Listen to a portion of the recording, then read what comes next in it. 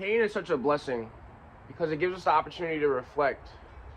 It gives us the opportunity to go beyond the illusion of pleasure and pain and the endless cycle of ups and downs, highs and lows, and back and forth. The beauty of life is that it never goes our way. And that's exactly why it just is. That's exactly why it's so beautiful. Because it's so unpredictable, so it's not monotonous. And I'm telling you, the idea that life is supposed to go your way, that life owes you something. Life owes you company. Life owes you romance. Life owes you friendship. How much friendship has life already given you? The air that you breathe, the fact that you can see this video and listen to this video, the fact that you can listen to the birds chirping, you can see nature. Isn't life such a friend to you? But you're not a friend to life. You're not a friend to the goddess. Because you want the goddess to be your version of an ideal that she can never meet. Because the idea that the goddess is supposed to align with you is a huge mistake, because who is you? There is no you. The reason we feel lonely in life, the reason we feel like upset and we feel like existence is this vast vacuum that is just peering down on us and we feel small, is because we think there's a person in this equation. But when we realize our true nature, we realize our true nature is zero. And because our true nature is zero is the reason so many numbers can appear and so many infinite experiences can appear. And the beauty of existence is that when we accept change, for example, Osho had this beautiful quote, Sage Osho. He said, many people have left me, but because they have left me, they have left space for better people. It has been a miracle that I have never been a loser. Those who have left space for better people. So those people that you've lost, those people that you're scared of losing, because even when we have friends, we still feel lonely because there's a deep part of us inside of us that knows the impermanent nature of reality. We know that life is suffering. We know that we could have the greatest night ever, and then the next day we have the worst day ever, which is why we have to go beyond days and nights. We have to just see existence as it is. We have to see beyond the appearances of light and go back to the source. We have to realize that nobody in this world can ever make us happy, so there's no need for them to be there. And the fact that the happiness is dependent on how somebody else acts or somebody else being around you is proof it wasn't real happiness, it was addiction. You see, people think drugs are just heroin or, cocaine or, other types of substances. But actually, drugs are something that you cannot go without. And a lot of people take friendship, romance too seriously, but when we really look at the essence and the true nature of these relationships, we realize they're very conditional. People talk to you because they like your characteristics, they like, how you act, they like how they perceive you, they like how you relate to each other. But if you stop relating, if you stop meeting their expectations, they don't want to be with you anymore. They don't want to be around you anymore. And I'm not saying that you have to be around people. You just have to tolerate somebody that you're not meant to be around. Because actually, sometimes true love is letting somebody go, letting somebody be with somebody else, or letting your friend be friends with somebody else that will more fit who they are. So it's like, I'm not saying you have to tolerate people. But it's like, seeing the conditional nature of relationships actually makes them much more beautiful because you don't take them seriously. So it's just a leela, it's just fun. The reason you have so much fun at recess is because you knew that you only had like an hour to play. So it's like you wanted to get the most fun you had out of it. And you notice, like, remember in recess in elementary school when they would warn you, oh, only 5 minutes left, then you would just go all out. And that's exactly how you should treat life. Remember death. Remember the people that, everything that you see, treat it like it is, that it's dying. Everything is dying. Let's say you had a friend or your mother and you found out she was dying of cancer. Look how beautifully that you would treat her. You know how wonderful you would treat somebody who you knew that was dying, but, before they were dying, they were just kind of, there. You didn't really, kind of took them for granted. And it's the same thing with existence, is like you forget that you're going to die. And it's like the reason you feel lonely is that when you're finally alone, it's like a man who doesn't prepare for war. And then when he gets to war, obviously, you're going to have some natural sadness because you're in war. But he doesn't know how to shoot. He doesn't know how to prepare because he didn't prepare before the war started. You're supposed to prepare before the war started, not while the war is happening. And this is the beauty of practicing the Dharma and practicing devotion to the Guru, is when we surrender to the Guru's teachings, which the Guru's teachings are a exposition on impermanence. The guru is constantly reminding you of the true nature of reality. And students of the guru are so smart, because there's fools who think that, oh, I think I know, and then, life shows them that they really don't know. But it's like the one who remains empty and remains humble can always be filled. And it's beautiful when we just accept life as it is and see it for the beauty that it is, instead of just wanting it to be confined to our version of life. We let people go and we let people come. Just like a hotel stay. It's like when you stay at a hotel, you party, you have fun, you enjoy the luxury of the hotel, but in your mind, you don't think that the hotel is going to be there forever. You don't think that you're going to live at the hotel. And it's the same thing with existence. Life is just a hotel stay. And why don't you accept that hotel stay and have fun? Imagine you were at a hotel, and the whole time you were thinking at the hotel visit, oh man, I wish I could stay here forever. But that defeats the purpose of the hotel. The purpose of the hotel is to take a break from your usual monotonous life and to experience something new. And this is the purpose of existence. It's constantly experiencing something new, constantly going on an adventure. But it's like, if you're worried about, oh man, I wish life was this way, I wish I had these people around, then you'll never experience the adventure. The greatest adventures were undertaken by people who had the strength to take them alone. Or people who, listen, when people were going on explorations, just because they had people around them doesn't mean those people are going to stay around forever. People that go on search throughout the jungle for medicines, etc. Somebody else could die, and they still have to go and do their mission. So it's like, you're always alone. You do realize that you could end up stranded on an island where nobody else is around, and you can never see anybody again. Like, there was a story of this boy who, he had a neurological disease, and he was paralyzed. And he literally could not move, and everybody thought that he was basically dead, that he was basically brain dead, but just alive. And it turns out that he was actually very aware. For 12 years, he went through a situation where he was aware but could not move his body. And for people who've experienced sleep paralysis, imagine experiencing that for 12 years. Imagine how lonely he felt. So you have to confront the fact that life is suffering in order to truly be free and truly be happy.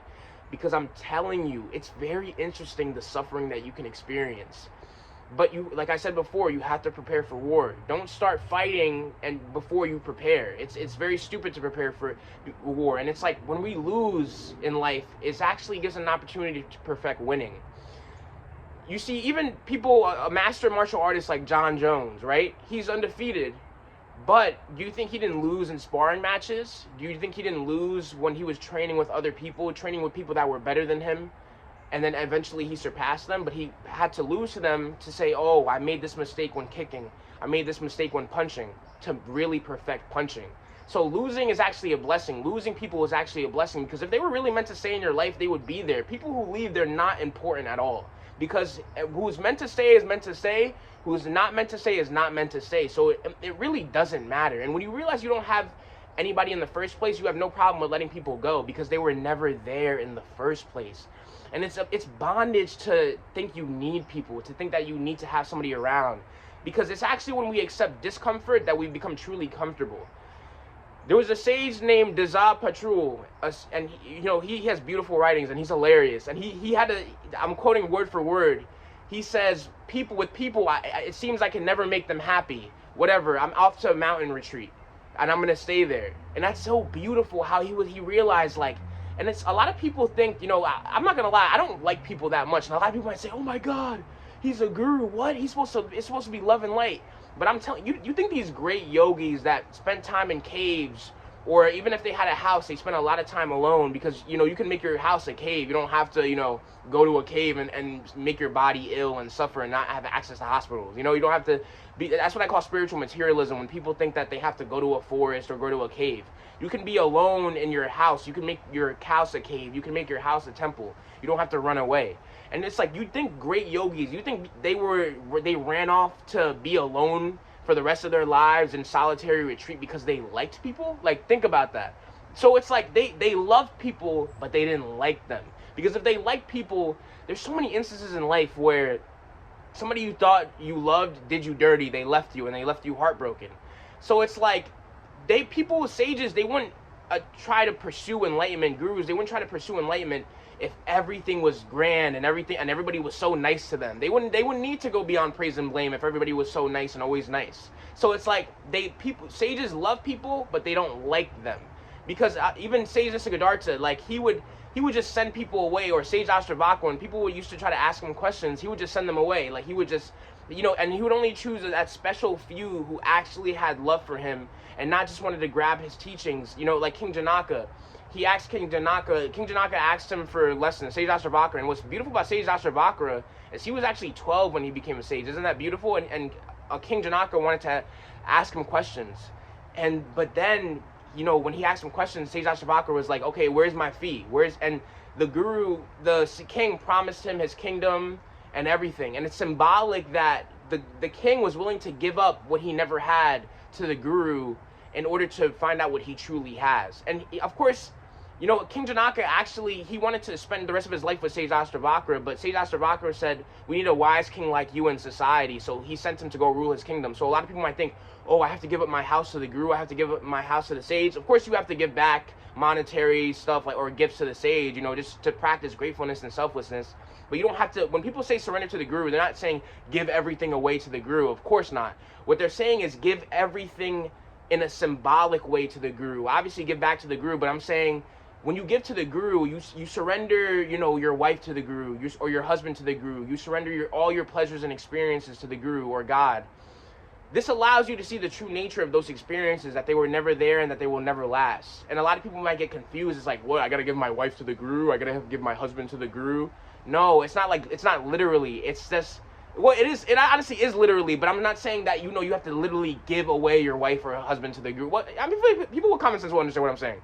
So when you understand devotion to the guru, it's so beautiful, because you understand that instead of focusing on those people you lost, instead of focusing on those people that you don't have, you focus on your limitless nature, that you always have. And the guru is always reminding you of your limitless nature. So you're never alone. You have so many gurus and sages. I tell you guys about so many gurus and sages. You guys have me. You're never alone. You always have the Dharma. You always have the teachings. I remember when I got kicked out by my family, and I was just a wanderer, homeless, in a sense, but really an avadutta, but in the Western terms. It's funny that most sages, they wouldn't even be seen. It's almost a miracle that people recognize me for as I am, because most of the time, when people in society, in the Western society, they look down on sages. They're like, man, this guy's, like, I remember Saint Prabhupada was like, oh, the Western people are jealous of us because, we're not slaving away and we're actually contributing to true work, which is spreading the Dharma. And, you can have a householder job and still spread the Dharma and continue to work to benefit other sentient beings by spreading the teachings of the guru, because there's so many people that have pain in this world, and we have to not just keep the teachings for ourselves. We have to keep, that's why I share so many of my gurus and sages with you guys, because the same way when I was homeless and wandering and I had nobody, you think, my own family just threw me to the side because, I decided that I didn't want to, go to college, and I wanted to devote myself to the guru's teachings, my guru's teachings, and master myself. So, and my family didn't like that. They think, oh, he's just some bum, he doesn't want to pursue life. And the same thing happened to Sai Baba. His family thought he was a weirdo, and he just decided, okay, I'm gonna just leave. I'm just gonna wander. And look, how beautiful his life ended up being. He ended up benefiting so many people, and I bet his family regretted kicking him out and stuff like that. So I'm telling you, and I'm so happy that when I was wandering, the universe blessed me with so many devotees to take care of me, and and because as I take care of them. So it's like, remember, you're never lonely. You have a bunch of wise men who have your back. Like my Guru Madhusudana says, if you have nobody, then make the wise men your friends. You have so many wise men, so many sages that have your back and are here for you, no matter where you are. That's why devotion to the Guru is so important. You have to remember the Dharma. Don't just read teachings and watch teachings and forget them. Carry the teachings with you throughout your life. Because don't just remember that, when you, even at a party, and it's funny that the more you go along the path, these parties, and the more you'll want to be silent, because you realize you just talk to escape from your mind. You just hang out to hang out, so you don't have to deal with the fact that you're a nothing, you're a nobody. You will die alone. Even if you have people around you, that moment that you close your eyes and you disappear, nobody will be there with you. It'll just be you disappearing, and it won't even be you, because there was nobody there in the first place.